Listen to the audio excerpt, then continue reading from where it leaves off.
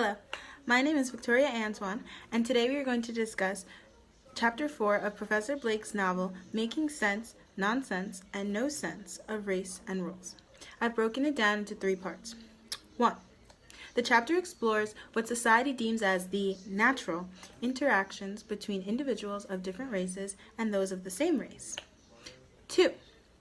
It is filled with student opinion on the debate of interracial relationships. On one side, many believe that there is no racial issue and our society is a lot more diverse on a global scale, whereas on the other hand, individuals believe that we are continuing to self-segregate ourselves.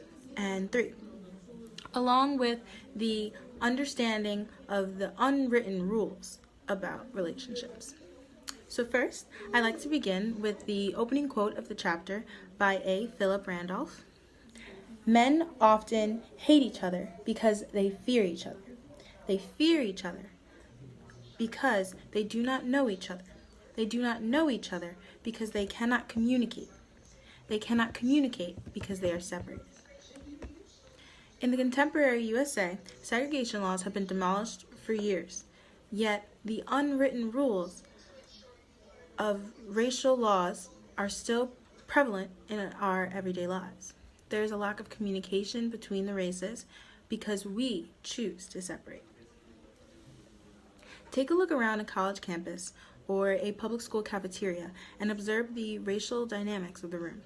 Or, for instance, our very own classroom on the first day of school, it was set up where most of the black students resided on one side and the white students were on the other, with no instruction to do so at all. Why does this happen? The college students that were interviewed tried to make sense of why we take part in self-segregating relationships. Some raised the idea that we can socialize with anyone from any race, but when it comes to our friendships, it's human nature to establish these relationships on common ground and common goals. Therefore, we gravitate to what we know best, and that is our own racial group. The neighborhood in which we reside and the socialization with your own racial group is another form of natural social segregation. Typically, people live with people that look like them.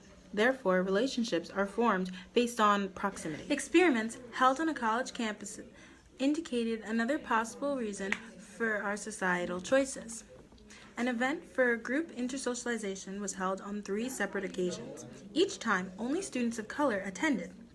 According to statistics from our surveys in the book, whites actually self-segregate the most.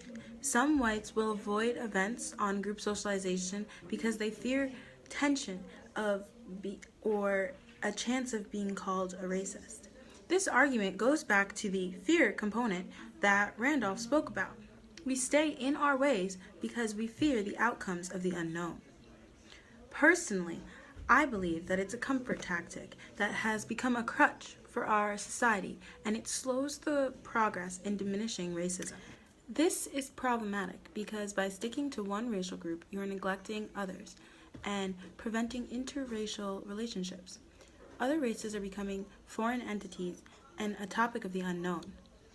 Lack of knowledge about a particular racial group leads to fear and stereotypes because all the information about a particular race is left up to the media or unreliable sources. We must live through experience and interactions to make our own sense of race. First-hand experiences will build knowledge and clear up misconceptions between other races. The unwritten code that you must stay within your own race when forming relationships should come to an end. One student spoke of the unwritten code of race being like the unwritten code that the President of the United States needs to be a white man. It is not written anywhere in the Constitution, but it is just something that we do. It's important to acknowledge this point because in 2009, the United States had its first ever president of African American descent, and that unwritten law has been successfully broken. So now, I turn the discussion over to my classmates. Do you think that we are self-segregating ourselves purposely, We're just following a natural, unwritten law. And do you think that the way we currently socialize is a racial issue or not at all?